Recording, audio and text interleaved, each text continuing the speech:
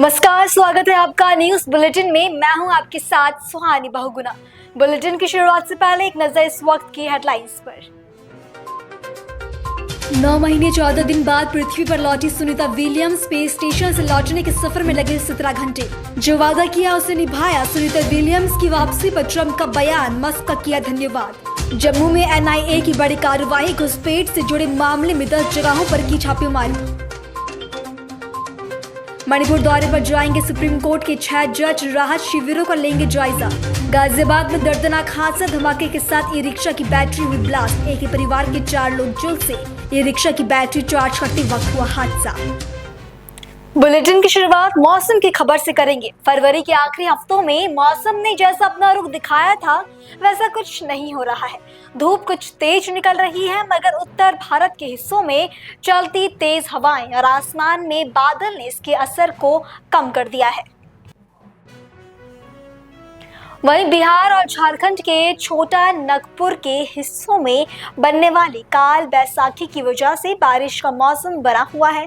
तेज हवाओं के चलते मौसम विभाग ने पूर्वी भारत के साथ साथ देश के अन्य हिस्सों में बारिश का अलर्ट जारी किया है। असम के आसमान में एक साइक्लोनिक सर्कुलेशन यानी कि साइक्लोन बना हुआ है। ये न केवल उत्तर भारत बल्कि पूरे देश के मौसम को प्रभावित कर रहा है। मौसम विभाग ने बताया कि असम में बने साइक्लोनिक सर्कुलेशन की वजह से गरज, बिजली और तेज हवाओं के साथ अरुणाचल प्रदेश में भारी बारिश होने की आज आशंका है।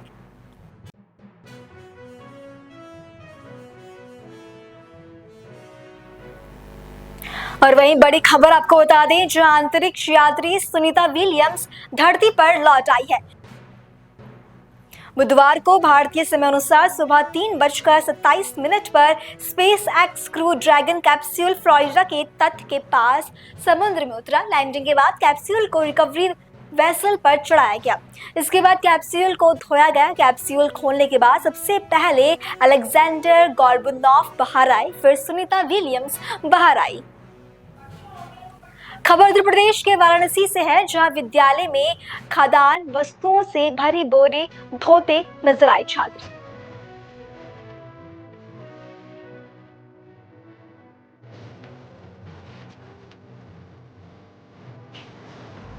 वायरल वीडियो वाराणसी के चिरई गांव ब्लॉक के पंचराग गांव के कंपोजिट विद्यालय का है। छात्रों से खाद्यान्न की वस्तुओं को धोवाया जा रहा है। वीडियो वायरल होने के बाद प्रधानाध्यापक पर कार्रवाई हुई है। अन्य जिम्मेदार कर्मचारियों पर भी कार्रवाई हुई है। बेसिक शिक्षा अधिकारी ने विद्यालय के प्रधानाध्यापक पर को निलंबित किया है।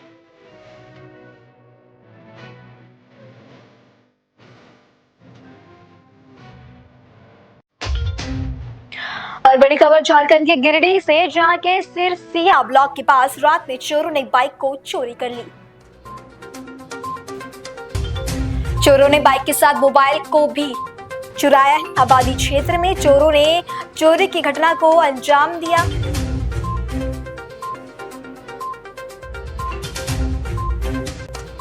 क्या मामला है?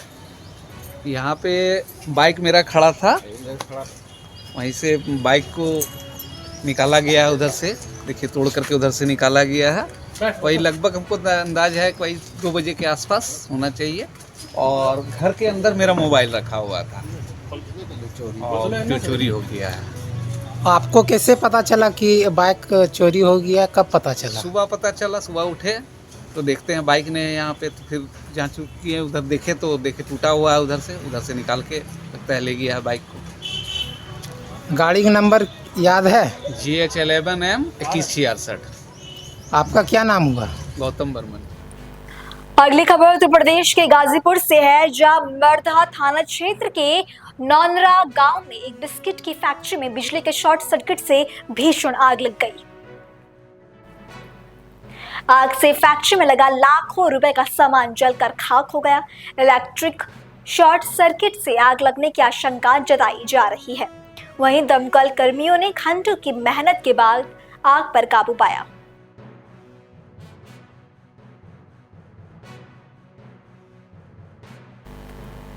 इलेक्ट्रिक शॉर्ट सर्किट के कारण बिस्किट की फैक्ट्री में आग लग गई। आग लगने से वहां रखा लाखों का सामान जलकर खाक हो गया। दमकल कर्मियों ने घंटों की मेहनत के बाद आग पर फैक्ट्री में पहुंचकर आग पर काबू पाया। अपना परिचय दीजिए। मेरा नाम विदेश सिंह है, कहाँ के रहने वाले हैं? नूनरा। क्या घटना हुई आपके साथ?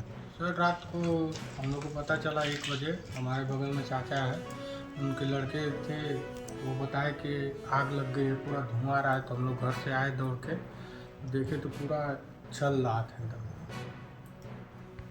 इसमें गोदाम था हमारा पूरा, इस गोदाम में आग लगी है सर।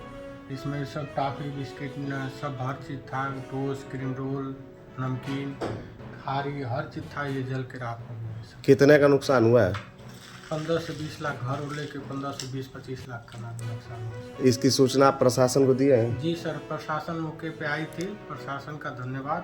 प्रशासन 2-3 गाड़ी आई थी, वही फायर ब्रिगेड भी बुलाई और आग पे हम लोग काबू पाए, पूरे गांव के लोग। अगली खबर उत्तर प्रदेश के हापुड़ से, जहां कॉलोनी शिवपुरी में एक आवारा सांड छत पर चढ़ता हुआ नजर आया।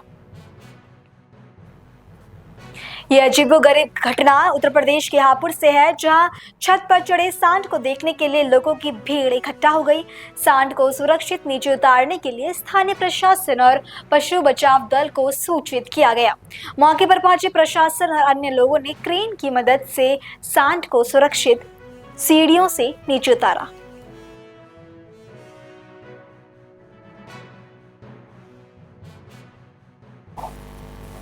उत्तर प्रदेश में आए दिन कोई न कोई अजीबोगरीब घटना सामने आती है और ऐसे ही एक अजीबोगरीब घटना इस वक्त शिवपुरी से सामने आई, जहां पर एक आवारा सांड छत पर चढ़ता हुआ नजर आया। इसके बाद छत पर चढ़े सांड को देखने के लिए वहां लोगों की भीड़ लग गई। इकट्ठा लोगों ने सांड को सुरक्षित उतारने की कोशिश की, लेकिन सांड जब नीचे नहीं उतर पाया तो क्रेन की मदद से सांड को नीचे उतारा गया।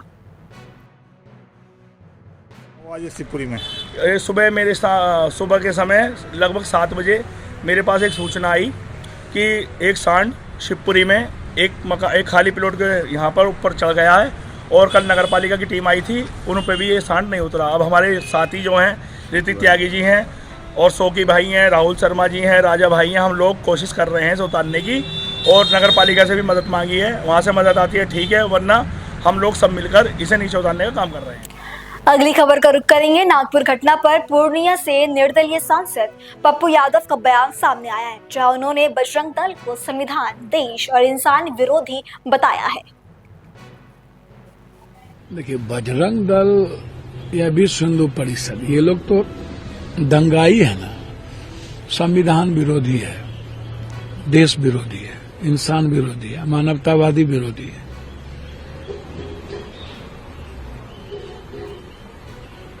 इन लोगों पर तो प्रतिबंध बैंड कर देना चाहिए आजीवन, जो हमेशा संविधान से ऊपर हो जाए। गीता, रामायण, बाइबल, कुरान की जो आध्यात्मिकता है और उदारवादी मानवीय मूल्य है, उससे इतर हो जाए, तो ऐसी संस्था, ऐसे व्यक्तियों को तो जगह जेल में या शमशाने में होना चाहिए। कोई कंप्रोमाइज नहीं करना चाहिए देश की संप्रभुता से, देश की संस्कृति से और देश की आध्यात्मिकता से। इसीलिए इस सब का तो चर्चा ही बेकार करते हैं। और ये लोग प्रोटेक्टेड बाय गवर्नमेंट। पीछे से तो आप क्या कर रहे हैं, वो तो हाथी के दिखाने के दांत कुछ होते हैं, खाने के दांत कुछ होते हैं। तो इन लोगों को तो पूरा प्रोटेक्शन मिलता है गवर्नमेंट के द्वारा, चीजों के द्वारा, और ये गलत है। औरंगजेब या कोई भी इतिहास, सही या गलत, इसका समय अभी नहीं है। समय हर चीजों में सियासत और कुर्सी ढूंढने की जरूरत नहीं है, और हर मिनट हर सेकंड नफरत को ढूंढने की जरूरत नहीं है। इसको आप समझिए।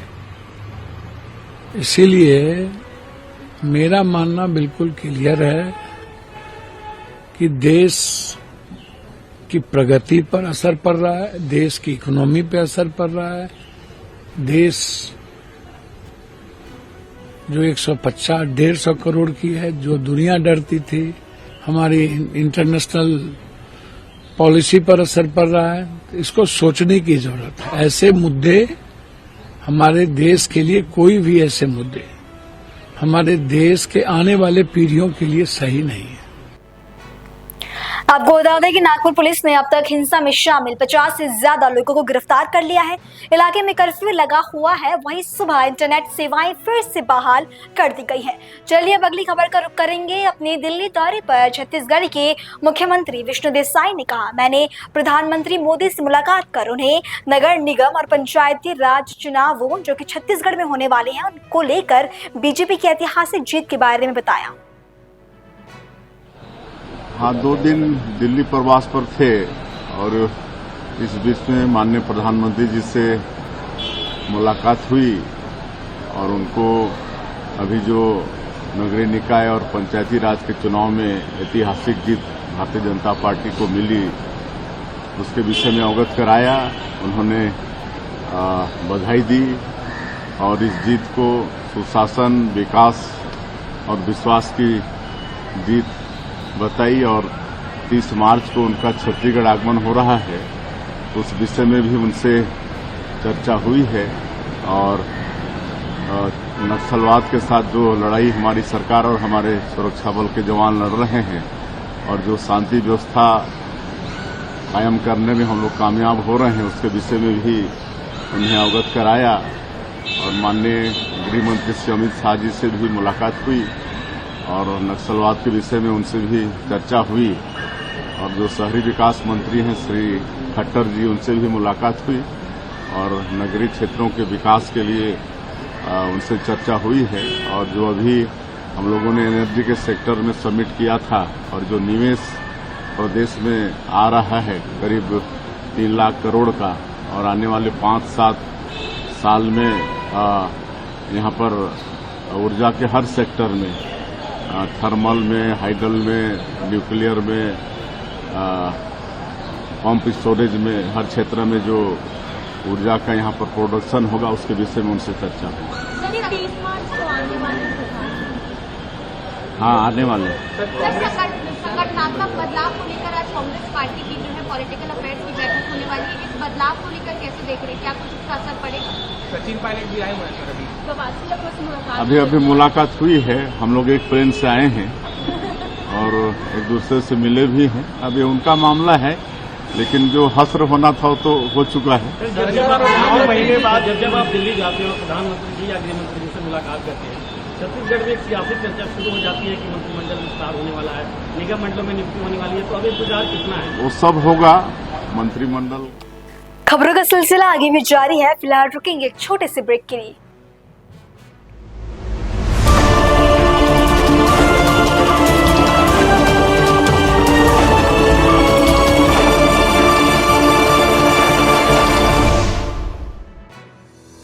रोजगार डेवलपर्स, अ यूनिट ऑफ रोजगार डेवलपर्स एंड प्राइवेट लिमिटेड। घर वहीं जहां हो आपका भरोसा। पिछले 15 सालों से आपके सपनों का घर हमारी प्रतिबद्धता। रोजगार डेवलपर्स का पता है शिमला बाईपास रोड, गणेशपुर, देहरादून। रोजगार डेवलपर्स से संपर्क करने के लिए अभी डायल कीजिए 9897054026 पर या 8433207910 पर।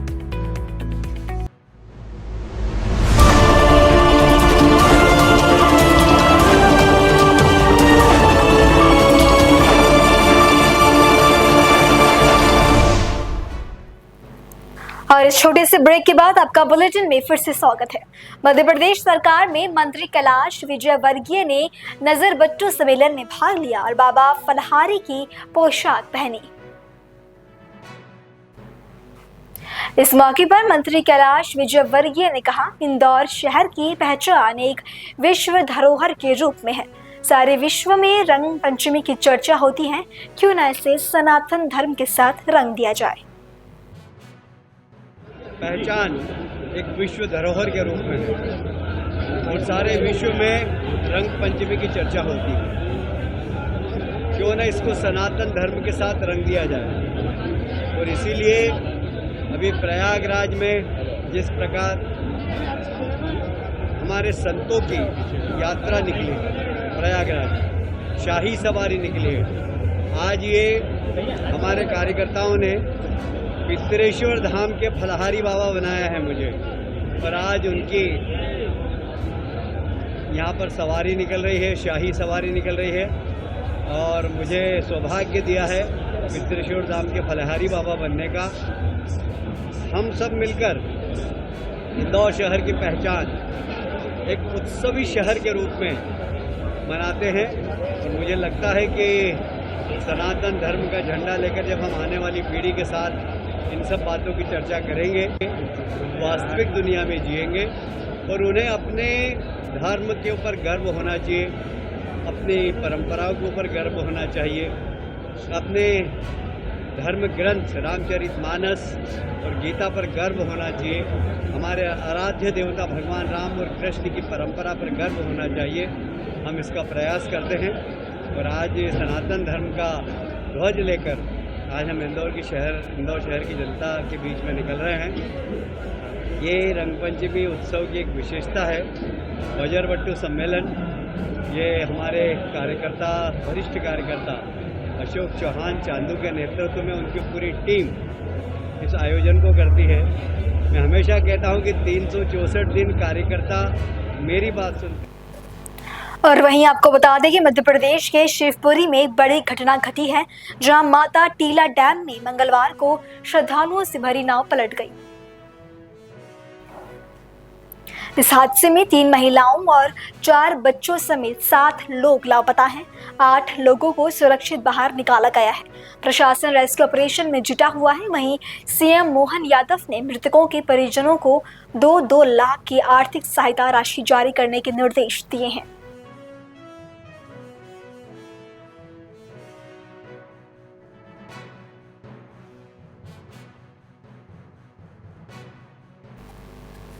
ये दुखद खबर मध्य प्रदेश के शिवपुरी से है, जहां बीते मंगलवार को माता टीला डैम में एक नाव पलट गई और इस नाव के पलटने से 3 महिलाओं समेत 7 लोग लापता हैं, जिनमें से 4 बच्चे भी इसमें शामिल हैं।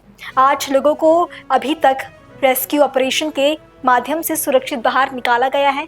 और इस हादसे को लेकर सीएम मोहन यादव ने एक बयान जारी किया है, जहां उन्होंने कहा कि वो मृतक के परिजन को 2-2 लाख की आर्थिक सहायता देंगे। नाव पलटने की घटना है, ये पूरी क्या है, इसमें क्या लोग थे, कितने लोग थे, कैसे, कहाँ की? अच्छा, ये एक्चुअली हमारी तहसील खनिया धाना के गांव राजावन की घटना है। राजावन के करीब 15 लोग थे, जिसमें महिलाएं पुरुष दोनों थे, बच्चे थे। ये 1 किलो 1.5 किलोमीटर दूर माता टीला के एक टापू में सिद्ध बाबा का मंदिर है, वहां पर जाकर के पूजा अर्चना के लिए जा रहे थे। लेकिन जैसे ही वो राजावन गांव से निकले, आगे 200 मीटर पर उनका नाव अनियंत्रित हो गई और वो कैप्साइज हो गई, डूब गई। तो जिसमें से 8 लोग तो बाहर निकल आए हैं, उन्हें तैरना आता था, लेकिन 7 लोग हैं, महिलाएं 3 हैं, उसमें 2 बच्चियां हैं और 2 बच्चे और हैं। इस तरह 7 लोग हैं, वो अभी उनकी तलाश जारी है, उनके शव या वो लोग बरामद नहीं हुए। और इस काम के लिए हमारी SDRF की टीम, यहाँ से ग्वालियर की भी हमने टीम रिक्वेस्ट की है, वो भी पहुंच गई है, और लोकल एडमिनिस्ट्रेशन ललितपुर का भी उसमें मदद कर रहा है हमारे। क्या कुछ सर, ये जो सर्च ऑपरेशन चल रहा है, ये रात भर चलेगा या कैसे, क्या कुछ? निश्चित रूप से ये हमारी तो कोशिश यही रहेगी कि जब तक वहां पर विजन क्लियर रहे, रात में अभी भी चल ही रहा है ऑपरेशन, और साथ में ये भी निर्भर करता है फिजिबिलिटी कितनी है, वो चलता रहेगा, और हम लोग सतत प्रयास करते रहें। और अगली खबर उड़ीसा की पुरी से है, जहां के श्री जगन्नाथ मंदिर में होली के दिन दर्शन करने पहुंची अभिनेत्री और सांसद हेमा मालिनी विवादों में घिर गई हैं। जगन्नाथ सेना नाम के एक स्थानीय संगठन ने उनके खिलाफ सिंहद्वार पुलिस स्टेशन में शिकायत दर्ज कराई है। बता दें कि शिकायत में यह आरोप लगाया गया है कि हेमा मालिनी का मंदिर में प्रवेश अवैध था। संगठन का कहना है कि हेमा मालिनी ने धर्मेंद्र से मुस्लिम रीति रिवाज से निकाह किया था, इसलिए उन्हें श्री मंदिर में प्रवेश की अनुमति नहीं होनी चाहिए।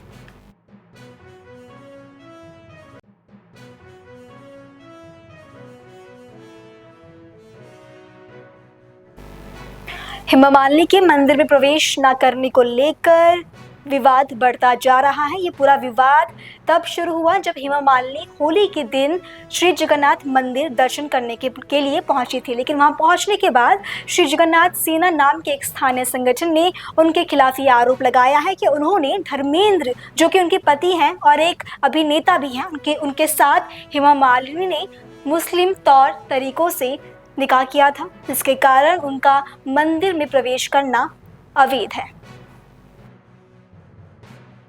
जगन्नाथ नमस्ते। बड़े विनम्रता के साथ आपके टीवी के माध्यम से आपके जो अगणित दर्शक हैं उनको हम जगन्नाथ सेना के आवाहक राष्ट्रीय अध्यक्ष प्रियदर्शन पटनायक श्री जगन्नाथ धाम पुरी से ये बता रहे हैं कि अभी 2 दिन पहले हेमा मालिनी जी जो मान्यवर सांसद जी हैं वो आए थे पुरी भगवान जी जगन्नाथ जी को दर्शन करने के लिए, लेकिन वो दर्शन करके चले भी गए। किसी को पता नहीं था कि वो इस्लाम है, वो मुस्लिम है। हमें किसी धर्म के ऊपर कोई आरोप दोषारोप नहीं लगा रहे हैं, हम सारे धर्मों को सम्मान देते हैं, लेकिन हमारी विनम्रता के साथ बोलना ये है, जैसे मक्का मदीना में मुस्लिम भाइयों का परंपरा है वहाँ हिंदू नहीं जा सकते हैं, ऐसे जगन्नाथ मंदिर में परंपरा है सिर्फ हिंदुओं के बगैर और कोई अंदर नहीं जा सकते हैं। इसीलिए भगवान जगन्नाथ साल में एक बार रथ यात्रा में बाहर आते हैं भक्तों को दर्शन देने के लिए, इसीलिए वो जगत का नाथ है। हम किसी धर्म का विरोधी नहीं है। तो बात यह है कि सब कुछ जानते हुए कि वो खुद मुस्लिम है, वो कैसे बार बार मंदिर में आते हैं। तो हमारे ये प्रश्न है, 21 अगस्त 1979 को मुंबई में एक मौलाना साहब ने, जो जिनका नाम है मौलाना काजी अब्दुल्ला फैजाबादी, उन्होंने 1,11,000 रुपया दान लेके उनको निकाह किया था। धर्मेंद्र जी और हेमा मालिनी जी को निकाह किया था, उनका शादी करवाया था मुंबई में। और ये जो हुआ था ये इसलिए हुआ था कि धर्मेंद्र जी पहले से शादीशुदा थे, उनके 4 बच्चे थे, उनके बीवी का नाम प्रकाश कौर था। बॉबी देओल, सोनी देओल के बाद 2 बहनें भी उनके थे।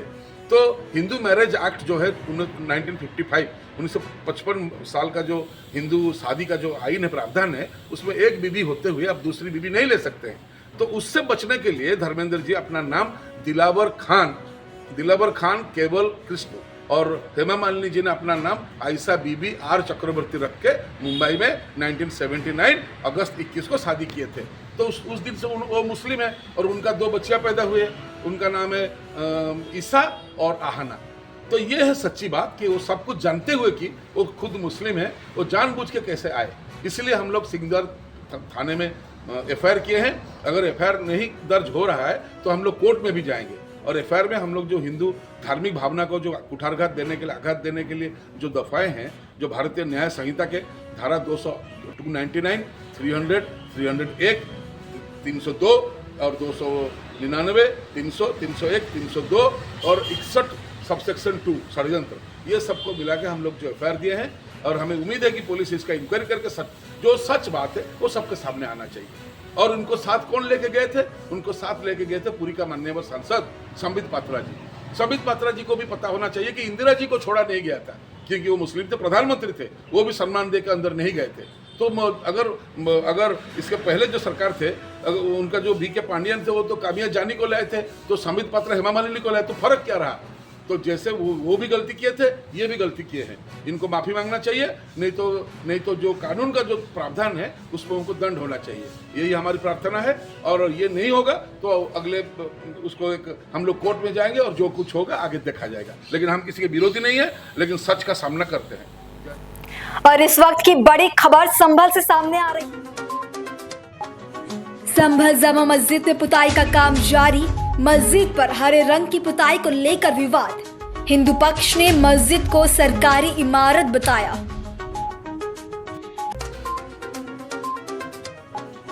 संभल जामा मस्जिद में पुताई का काम जारी, मस्जिद पर हरे रंग की पुताई को लेकर विवाद।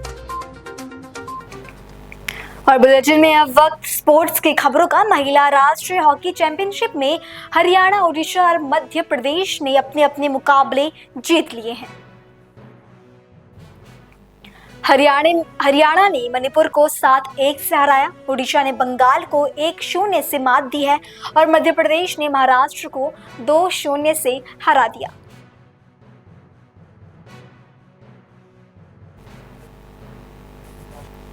महिलाओं की अंडर 23 वनडे ट्रॉफी में हरियाणा की आक्रामक बल्लेबाज शेफाली वर्मा ने हैट्रिक लगा दी है।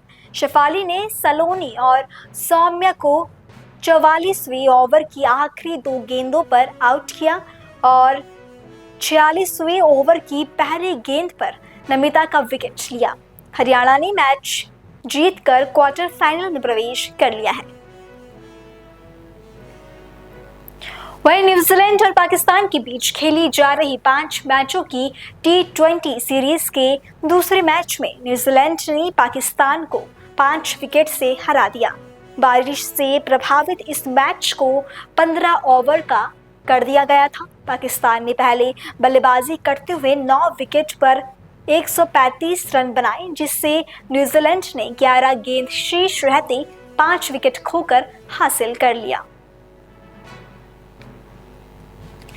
और वहीं बात करें भारत और मालदीव के बीच आज खेले जाने वाले अंतर्राष्ट्रीय फुटबॉल मैत्री मैच में आज सभी की निगाहें संन्यास से वापसी करने वाले स्टार स्ट्राइकर सुनील छेत्री पर रहेंगी। भारत के लिए ये मैच एक हफ्ते से भी कम समय में इसी स्थान पर बांग्लादेश के खिलाफ होने वाले FFC एशियाई कप क्वालिफायर मैच के लिए ड्रेस रिहर्सल के रूप में काम करेगा।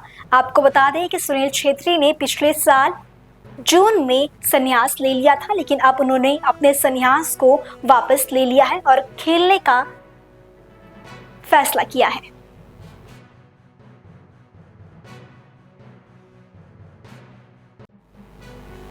और इस खबर के साथ ये बुलेटिन यही समाप्त होता है। देश और दुनिया की बाकी तमाम खबरों के लिए आप देखते रहें पल्स 24 न्यूज। नमस्कार।